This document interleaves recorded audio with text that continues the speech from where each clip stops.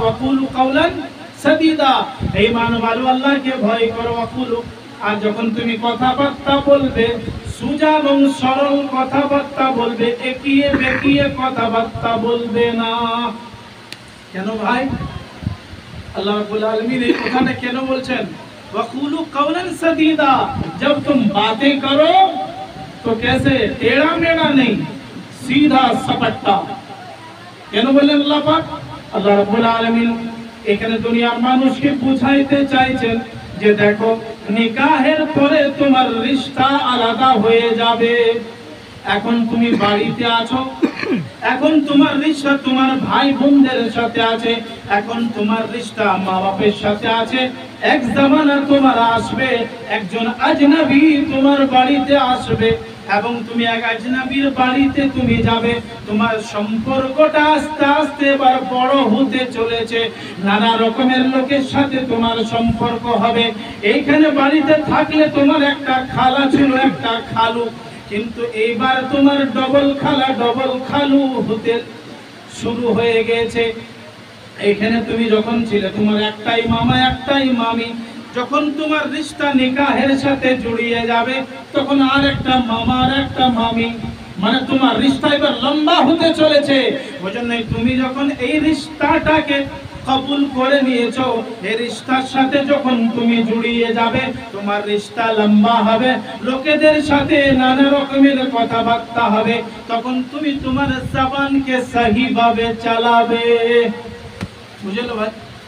ওয়াকুলু কাওলান সাদীদা, এইরকম ভাবে তোমার রিশতা মজবুত হয়ে থাকবে, তুমিও ভালো থাকবে, তোমার ওই যে রিশতা নতুন তুমি করেছো সেই রিশতাটাও ভালো থাকবে। এই ধরনের রিশতা তুমি ঠিকঠাক ভাবে যদি রাখো, আল্লাহ রাব্বুল আলামিনের জাত তোমাকে এর বদলা কি দিবে। আল্লাহ পাক আগে বলেছেন এই আয়াতে কি বদলা দিবে আল্লাহ? ইউসলিহ লাকুম আমালাকুম, আল্লাহ রাব্বুল আলামিন বলছেন তোমার সমস্ত আমালকে আমি মজবুত আর সহি করে দেব। সমস্ত আমাল তোমার মজবুত আর সহি হয়ে যাবে।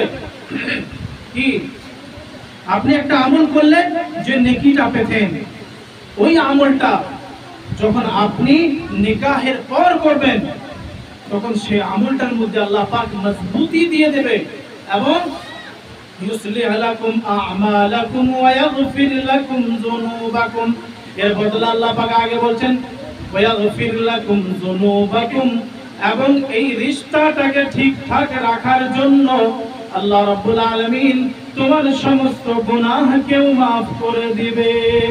ওয়া ইয়াগফির লাকুম যুনুবাকুম ওয়াল্লাহু গফুরুর রহিম, আল্লাহু গফুরুর রহিম। এই মামলাগুলো যখন তুমি ঠিকঠাক রাখবে, আল্লাহ রাব্বুল আলামিনের জাত বলেছেন বড় রহম ওয়ালা করম ওয়ালা, আল্লাহ তোমার উপরে রহম আর করমের কি করবে ভাই? মামলা করবে। তাহলে আজকে আমরা বুঝতে পারলাম যে খুতবা নিকাহে এই আয়াতগুলোকে ওলামারা কেন পড়েন আর খুতবা নিকাহে স্পেশাল ভাবে কেন পড়া হয়। মুহতারাম বুজুর্গ और दोस्तों, সর্বপ্রথম আল্লাহ রাব্বুল আলামিনের তারিফ আর প্রশংসা এই সবগুলো রেখেছেন, তারপরে মানুষদেরকে বুঝিয়েছেন যে তোমাদের আপোষের মধ্যে এই যে রিশতা তোমার নিকাহ, হ্যাঁ, আর এই নিকাহের সাথে তোমার ঘর থেকে এবার তুমি অন্য জায়গায় আজনবী জায়গায় চলে যাবে, সেই আজনবী জায়গায় গিয়ে তোমাকে নিজের রিশতা নিজের সম্পর্কটাকে ঠিক রাখতে হবে, তার সাথে সাথে নিজের জবানের ইস্তেমালটাও তোমাকে ঠিক করে করতে হবে। কেন? এই জবান, যে জবানের জন্য মানুষ যখন সন্ধ্যা থেকে সকাল করে আর সকাল থেকে সন্ধ্যায় যায়, আল্লাহর হাবিব সাল্লাল্লাহু আলাইহি ওয়াসাল্লাম বলেন মানুষ যখন সকাল করে তার শরীরের প্রত্যেকটা অঙ্গ তাকে বলে, তার শরীরের প্রত্যেকটা অঙ্গ কি কাকে বলে? এই জবানকে বলে। আল্লাহ হাবিব সাল্লাল্লাহু আলাইহি ওয়াসাল্লাম বলেন এই জবানকে বলে, এই জবান এই মুখ তো সারা দিন তুই যদি চুপচাপ থাকিস ভালো থাকিস তাহলে আমরাও ভালো থাকবো, এটা হাদিস। এই জবান কে পুরো শরীরের অঙ্গ বলে, ও যদি ঠিকঠাক থাকে তাহলে সারা দিন আমরাও ঠিকঠাক থাকবো। আর তুই যদি ঠিকঠাক না থাকিস তাহলে আমাদের অবস্থা খারাপ হয়ে যাবে।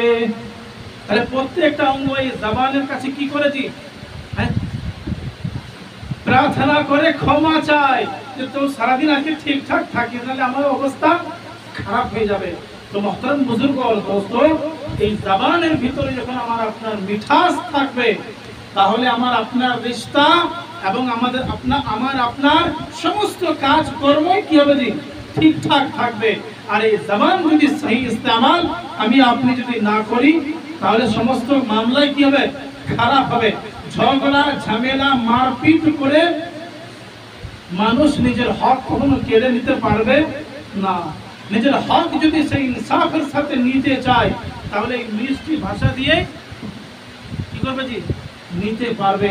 তো মুহতারাম বুজুর্গ और दोस्तों, আল্লাহ রাব্বুল আলামিন কোরআনে কারীমে এই আয়াতগুলিতে আমাকে আপনাকে সন্দেশ আর মেসেজ দিলেন যে তোমাদের আখলাক এবং তোমাদের কথাবার্তা এবং তোমাদের রহন সহন সমস্ত মামলাতকে এমন ভাবে আদলে ইনসাফের সাথে তোমাদেরকে সকাল সন্ধ্যা কাটাইতে হবে যাতে করে তোমার